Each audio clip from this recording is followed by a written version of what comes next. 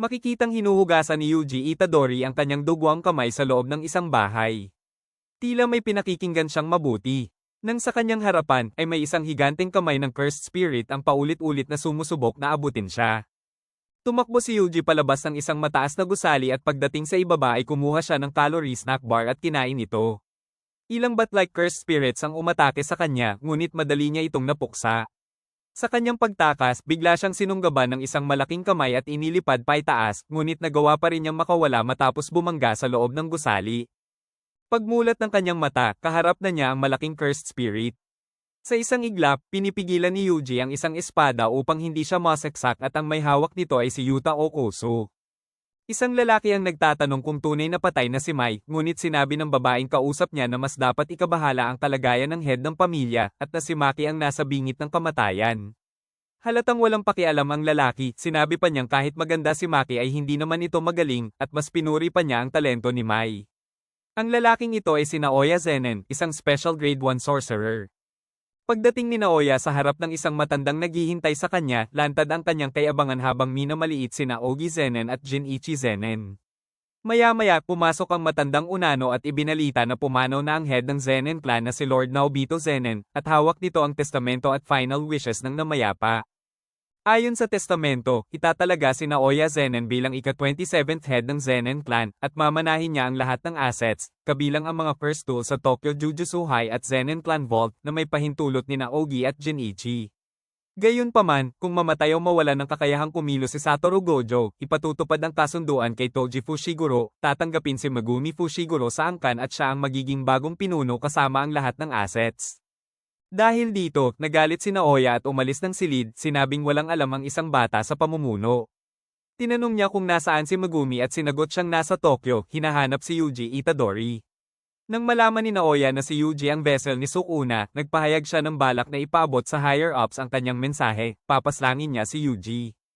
Para sa kanya, dahil mistulang impyerno na ang Tokyo, hindi na mahalaga kung paano o kailan mamamatay ang mga tao. Muling binalikan ni Yuji Itadori ang mga masasakit na trahedyang kanyang naranasan. Habang tahimik siyang nakaupo, nilapitan siya ng kanyang kapatid na si Choso upang kumustahin ang kanyang mga injury. Sinabi ni Yuji na ayos lang siya, marahil dahil sa impluwensya ni Sukuna, naramdam niyang patuloy pang lumalakas ang kapangyarihan. Tumayo si Yuji at inamin na may binabalak si Sukuna kay Megumi, at marami na rin itong napaslang. Dahil dito, sinabi ni Yuji na ayaw na niyang makasama ang kahit sino at tinanong si Choso kung okay lang ba sa kanya na manatili kasama siya sa kabila ng nangyari sa mga kapatid nito. Agad namang nilinaw ni Choso na ayos lang yon, isang aksidente lamang ang nangyari, at kung sila ang nasa kalagayan ni Yuji, ganoon din ang kanilang gagawin. Dahil dito, nagpa siya si Yuji na umalis na sila, at ang susunod nilang hakbang ay bawasan pa ang mga natitirang cursed spirits. Paglabas nila, agad na nakipaglaban si Yuji, pinaslang ang isang squirrel-like cursed spirit sa isang sipa lamang. Habang siya ay nalalaglag, sinunggaban siya ng isa pang cursed spirit gamit ang bunganga nito, ngunit agad niya itong sinapak at naglaho ang halimaw. Isang muscle-type Cyclops cursed spirit naman ang umatake, subalit mabilis itong naiwasan ni Yuji. Tumakbo si Yuji habang hinahabol ng napakaraming cursed spirits hanggang sa makapasok siya sa isang tunnel kung saan sinigaw niya ang pangalan ni Choso. Ilang sandali pa, tinamaan ng blood laser sa ulo ang mga cursed spirit at agad silang napuksa. Isang higanteng cursed spirit ang muntik ng umatake kay Choso, ngunit pinigilan ito ni Yuji sa pamamagitan ng isang suntok sa sikmura. Habang nag-uusap ang dalawa, biglang may lumitaw na isang lalaki at tinanong kung naroon si Megumi. Ipinahayag nito na hinatulan na ng kamatayan si Yuji Itadori, ngayong wala na ang proteksyon ni Satoru Gojo, at malinaw na sinabi niyang si Megumi ang tunay niyang pakay. Sa isang iglap, nagbistulang nag-teleport ang lalaki at sinuntok si Yuji, siya ay si Naoya Zenen. Sinubukan ni Choso na umatake ngunit mabilis siyang tinamaan ng sunod-sunod na suntok ni Naoya. Kahit magtulungan sina Yuji at Choso, walang epekto ang kanilang mga atake dahil sa bilis ni Naoya. Maya-maya, naramdaman nila ang isang presensyang kahalintulad kay Gojo, at dito nagpakita si Yuta Okoso. Ipinakilala ni Naoya ang sarili bilang pinsan ni Maki at sinabi kay Yuta na pareho silang naroon upang patayin si Yuji. Habang nag-uusap sina Naoya at Yuta, nagpa siya sina Yuji at Choso na maghiwalay. Si Choso ang haharap kay Naoya upang pigilan ito, habang pinayuhan niya si Yuji na tumakas kay Yuta dahil ang pakikipaglaban dito ay tiyak na ikamamatay niya. Agad na tumakbo si Yuji at hinabol siya ni Yuta habang nagulat si Choso nang mapansin niyang nabasa na ni Naoya ang kanyang plano. Muling bumalik ang eksena kung saan mahigpit na pinipigilan ni Yuji ang espada ni Yuta.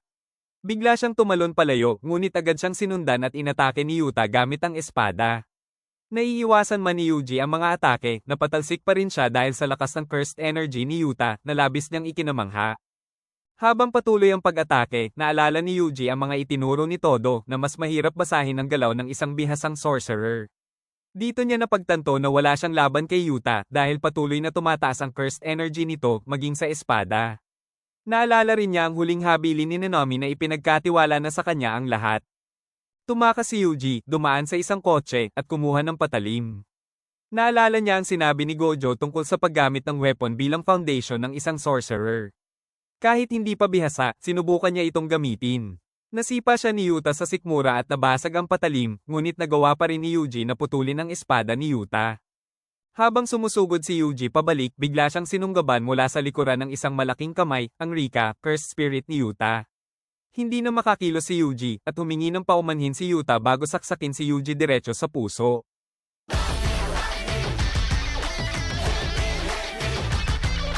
Isang babaeng nakaupo sa wheelchair ang pinagmamasdan ng lalaking naglalakad palayo sa kanya, kasabay ng pagpapakita ng eksena kung saan pinatay ni Yuta si Yuji.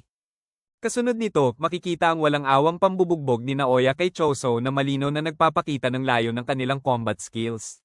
Dahil sa matinding bilis ni Naoya, nagmistulang punching bag si Choso at hindi niya agad magamit ang kanyang blood manipulation.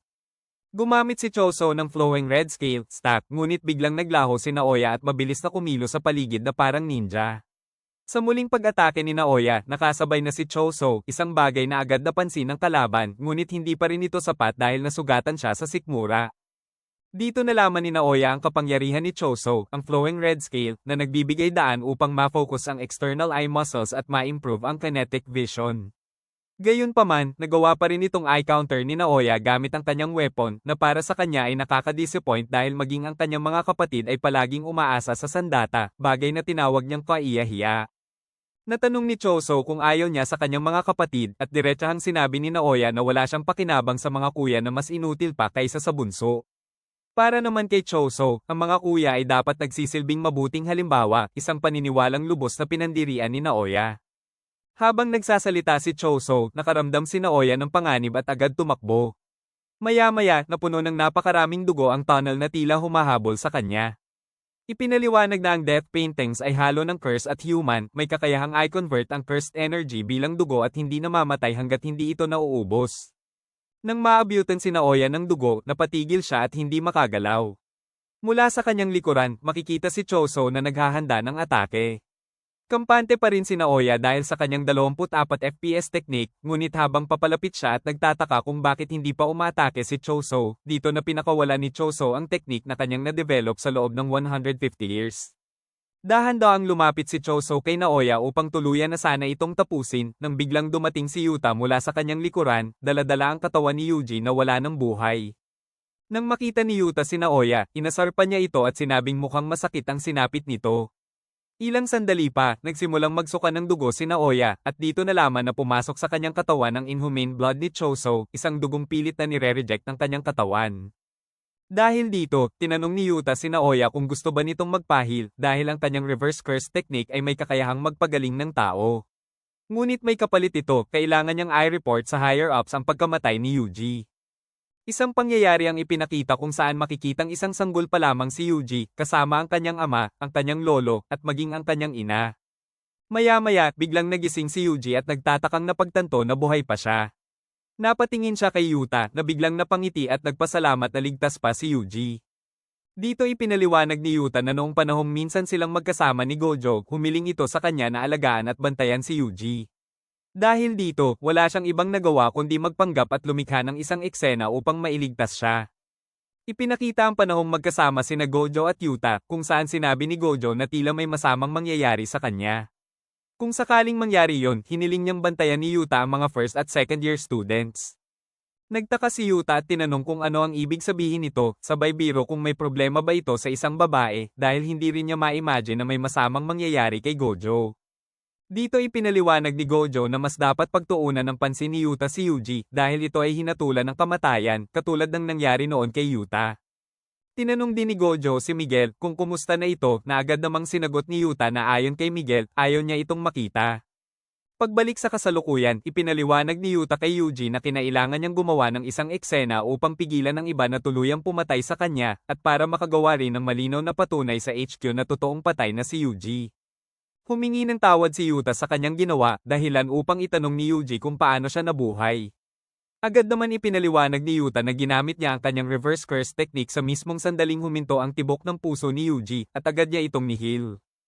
Ito na ang ikalawang beses na paineke ang pagkamatay ni Yuji, kaya posibleng agad din itong matuklasan, lalo na't magulo pa ang kasalukuyang sitwasyon. Nang tanungin ni Yuji kung bakit niya ito ginawa, diretsahang sagot ni Yuta dahil ang mga taong mahalaga sa kanya ay pinapahalagahan rin si Yuji. Habang nag-uusap ang dalawa, biglang dumating si Megumi. Agad niyang hinayla si Yuji at sinabing babalik na sila sa Jujutsu High. Kita sa mukha ni Yuji ang pag-aalinlangan, ayaw niyang bumalik dahil sa mga nagawa niya, lalo na ang pagkamatay ng mga taong nasangkot. Ngunit mariing sinabi ni Megumi na huwag niyang sakuan ang sarili. Ipinaalala niya na sila ay mga Jujutsu sorcerers at walang sino man ang may karapatang humusga sa kanila. Ito raw ang dahilan kung bakit kailangan nilang patunayan na patuloy silang nabubuhay at lumalaban. Sa isipan ni Yuji, mali ang pananaw ni Megumi, ngunit hindi pa rin ito tumigil sa pangungumbinsi. Hanggang sa bigla nitong sinabi na simulan ni Yuji ang pagligtas sa kanya mismo na labis na ikinagulat ni Yuji. Ibinunyag ni Megumi na nag-set up si Noritoshi Kamo ng isang death game sa pagitan ng mga pinagkalooban niya ng curse techniques na tinawag na calling game. Kasama sa larong ito ang kanyang stepsister na si Sumiki, kaya nakiusap siya kay Yuji na tulungan siyang iligtas ang lahat. Kasabay nito, ipinakita ang mga rules ng calling game na siyang magtatakda ng magiging kapalaran ng mga kalahok. Sinabi ni Yuji kay Yuta na may binabalak na hindi maganda si Sukuna para kay Megumi. Kung sakaling tuluyang ma-take over ni Sukuna ang kanyang katawan, mariin niyang hiniling kay Yuta na patayin siya agad. Walang pag-aalinlangan namang sumang-ayon si Yuta at sinabing gagawin niya ang lahat ng kanyang makakaya. Tinanong ni Yuji si Megumi kung ano ang susunod nilang hakbang. Ipinaliwanag ni Megumi na una, kailangan nilang bumalik sa Jujutsu High at makipag-usap kay Tengen-sama. Marami siyang katanungan kung ano ang tunay na layunin ni Noritoshi Kamo at kung ano ang susunod nitong hakbang. Ang calling game ay isang hindi pangkaraniwang uri ng terorismo sa mundo ng Jujutsu at kailangan nilang masagot ang mga tanong na ito upang maresolba ang sitwasyon. Para kay Megumi, si Tengen-sama lamang ang may kakayahang magbigay ng mga sagot. Nagtanong si Yuji kung baka alam ito ni Tsukumo, ngunit ipinaliwanag ni Megumi na nakausap na niya ito at pareho sila ng plano. Sa ngayon, nagtatago si Tsukumo sa Jujutsu High dahil ayaw nitong makipagtalo sa mga higher-ups. Dito naman sinabi ni Yuta na magiging malaking problema nila ang concealment barriers ni Tengen. May mahigit 1,000 doors ang patuloy na nag-shuffle at iisa lamang sa mga ito ang tunay na daan patungo sa Tombs of the Star kung saan naroroon si Tengen. Humingi ng tawad si Yuji kay Megumi at nagtanong kung ano na ang nangyari kay Kogisaki. Sumagot si Megumi at makikita ang matinding gulat ni Yuji na nauwi sa galit matapos marinig ang sagot. Bigla namang lumitaw si Choso at sinabing may magagawa siya laban sa concealment barriers. Tinanong niya si Yuji kung naaalala pa nito ang nangyari noong araw na ninakaw ni ito ang mga daliri ni Sukuna kasama ang mga death paintings dahil ganoon din mismo ang plano nilang gawin ngayon. Sa isang tila basement, naroon sina Maki at Yuki Tsukumo. Agad na tinanong ni Yuta si Maki kung ayos na ba itong tumayo at gumalaw na sinagot naman ni Maki na wala na itong problema. Ipinaliwanag ni Tsukumo na wala na siyang magagawa sa mga peklat ni Maki kahit pa gumamit ng reverse curse technique. Sa huli, nailigtas si Maki hindi dahil sa resistensya sa mga sumpa kundi dahil sa pambihirang lakas ng kanyang katawan. Tinanong ni Maki si Megumi tungkol sa barrier ni Tengen-sama.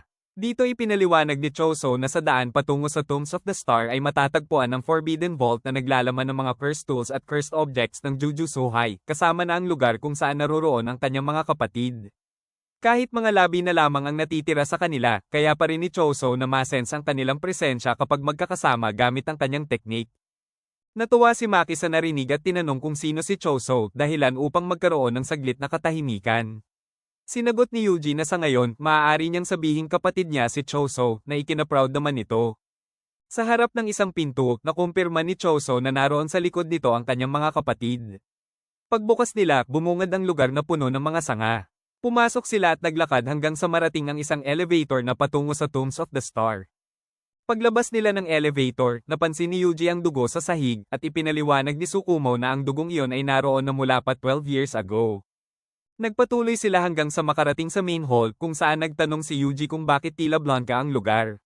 Sinagot ni Tsukumo na nire-reject sila ni Tengen. Dahil dito, iminungkahi ni Yuta na umalis na lamang sila. Ngunit habang papalayo na sila, isang boses ang biglang nagsalita, tinanong kung aalis na ba sila at binati sila sa kanilang pagdating at ang nagsalita ay walang iba kundi si Tengen Sama. Nag-enjoy ka ba sa episode na to? Kung oo, palike naman ng video at huwag kalimutang mag-subscribe sa aming channel. Malaking tulong yun para sa amin bilang small content creators. Maraming salamat po, arigatou gozaimasu.